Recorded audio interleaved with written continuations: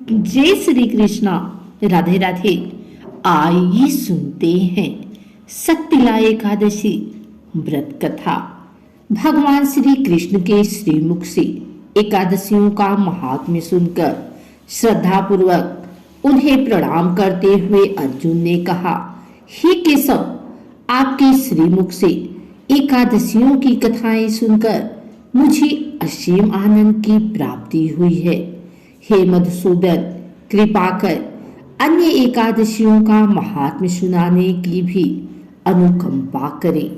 हे अर्जुन, अब मैं माघ मास के कृष्ण पक्ष की सत्यला एकादशी व्रत की कथा सुनाता हूँ। एक बार दालभ्य ऋषि ने पुलस्त्य ऋषि से पूछा, हे ऋषि श्रेष्ठ, मनुष्य मृत्यु लोक में रक्त बहाव आदि महापाप करते हैं और दूसरे के धन की चोरी तथा दूसरों की उन्नति देखकर ईर्ष्या आदि करते हैं। ऐसे महान पाप मनुष्य क्रोध, ईर्ष्या, आवेग और मूर्खता वश करते हैं और बाद में शोक करते हैं कि हाय, यह हमने क्या किया। हे महामुनि, ऐसे मनुष्यों को नरक से बचाने का क्या उपाय है? कोई ऐसा उपाय बताने की कृपा करें जिससे ऐसे मनुष्यों को नरक से बचाया जा सके, अर्थात उन्हें नरक की प्राप्ति न हो। ऐसा कौन सा दान पुण्य है जिसके प्रभाव से नरक की यातना से बचा जा सकता है? इन सभी प्रश्नों का हल आप कृपा पूर्वक बताइए। दालव्य ऋषि की बात सुन पुलस्त्य ऋषि ने कहा, हे मुनि श्रेष्ठ, आपने मुझसे अत्यंत गूढ़ प्रश्न पूछा है। इससे संसार में मनुष्यों का बहुत लाभ होगा। जिस रहस्य को इंद्र आदि देवता भी नहीं जानते, वह रहस्य मैं आपको अवश्य ही बताऊंगा। माघ मास आने पर मनुष्य को स्नान आदि से शुद्ध रहना चाहिए और इंद्रियों को वश में करके तथा काम, क्रोध, लोभ, मोह, ईर्ष्या तथा अहंकार आदि से सर्वथा बचना चाहिए। पुष्य नक्षत्र में गोबर, कपास, तिल मिलाकर उपले बनाने चाहिए। इन उपलों से 108 बार हवन करना चाहिए। जिस दिन मूल नक्षत्र और एकादशी तिथि हो तब अच्छे पुण्य देने वाले नियमों को ग्रहण करना चाहिए। स्नान आदि नित्य कर्म से देवों के देव भगवान श्री हरि का पूजन व कीर्तन करना चाहिए। एकादशी के दिन उपवास करें तथा रात को जागरण और हवन करें। उसके दूसरे दिन धूप, दीप, नैवेद्य से भगवान श्री हरि की पूजा अर्चना करें तथा खिचड़ी का भोग लगाएं। उस दिन श्री विष्णु को पेठा, नारियल, सीताफल या सुपारी सहित अर्घ अवश्य देना चाहिए। तदुपरांत उनकी स्तुति करनी चाहिए। हे जगदीश्वर, आप निराश्रितों को शरण देने वाले हैं। आप संसार में डूबे हुए का उद्धार करने वाले हैं। हे कमल नयन, हे मधुसूदन, हे जगन्नाथ, हे पुंडरीकाक्ष, आप लक्ष्मी जी सहित मेरे इस तुच्छ अर्घ को स्वीकार कीजिए। इसके पश्चात ब्राह्मण को जल से भरा घड़ा और तिल दान करने चाहिए। यदि संभव हो तो ब्राह्मण को गौ और तिल दान देना चाहिए। इस प्रकार मनुष्य जितने तिलों का दान करता है वह उतने ही सहस्त्र वर्ष स्वर्ग में वास करता है। तिल स्नान, तिल का उपटन, तिलोदक, तिल का हवन, तिल का भोजन, तिल का दान, इस प्रकार 6 रूपों में तिलों का प्रयोग सत्यला कहलाती है। इससे अनेक प्रकार के पाप नष्ट हो जाते हैं। इतना कहकर पुलस्त्य ऋषि ने कहा, अब मैं एकादशी की कथा सुनाता हूँ।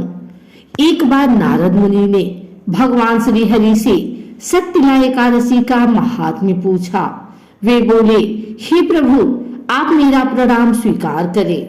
सत्यला एकादशी के उपाय का क्या पुण्य है? उसकी क्या कथा है?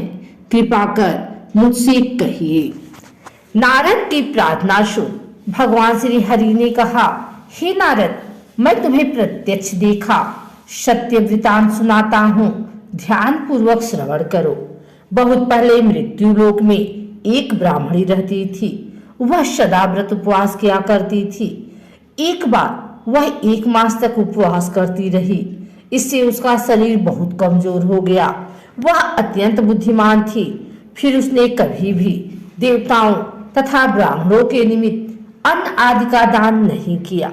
मैंने चिंतन किया कि इस ब्राह्मणी ने उपवास आदि से अपना शरीर तो पवित्र कर लिया है तथा इसको वैकुंठ लोक भी प्राप्त हो जाएगा, किंतु इसने कभी अन्नदान नहीं किया है। अन्न के बिना जीव की तृप्ति होना कठिन है। ऐसा चिंतन कर मैं मृत्यु लोक में गया और उस ब्राह्मणी से अन्न की भिक्षा मांगी। इस पर उस ब्राह्मणी ने कहा, हे योगीराज, आप यहाँ किस लिए पधारे हैं? मैंने कहा, मुझे भिक्षा चाहिए। इस पर उसने मुझे एक मिट्टी का पिंड दे दिया। मैं उस पिंड को लेकर स्वर्ग लौट आया। कुछ समय व्यतीत होने पर वह ब्राह्मणी शरीर त्याग कर स्वर्ग आई।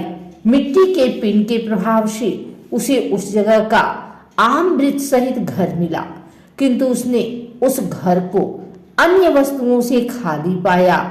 वह घबराई हुई मेरे पास आई और बोली, हे प्रभु, मैंने अनेक व्रत आदि से आपका पूजन किया है, किंतु फिर भी मेरा घर वस्तुओं से रिक्त है। इसका क्या कारण है? मैंने कहा, तुम अपने घर जाओ और जब देव स्त्रियां तुम्हें देखने आए तब उनसे शक्तिला एकादशी व्रत का महात्म्य और उसका विधान पूछना। जब तक वह न बताए तब तक द्वार नहीं खोलना। प्रभु के ऐसे वचन सुन वह अपने घर गई और जब देव स्त्रियां आई और द्वार खोलने के लिए कहने लगी तब उस ब्राह्मणी ने कहा, यदि आप मुझे देखने आई हैं तो पहले मुझे शक्तिला एकादशी का महात्म्य बताएं। तब उनमें से एक देव स्त्री ने कहा, यदि तुम्हारी यही इच्छा है तो ध्यान पूर्वक श्रवण करो। मैं तुमसे एकादशी व्रत और उसका महात्म्य विधान सहित कहती हूँ। जब उस देव स्त्री ने शक्तिला एकादशी का महात्म्य सुना दिया तब उस ब्राह्मणी ने द्वार खोल दिया। देव स्त्रियों ने ब्राह्मणी को सब स्त्रियों से अलग पाया। उस ब्राह्मणी ने भी देव स्त्रियों के कहे अनुसार शक्तिला एकादशी का उपवास किया और उसके प्रभाव से उसका घर धन धान्य से भर गया। अतः हे पार्थ, मनुष्यों को अज्ञान को त्याग कर शक्तिला एकादशी का उपवास करना चाहिए।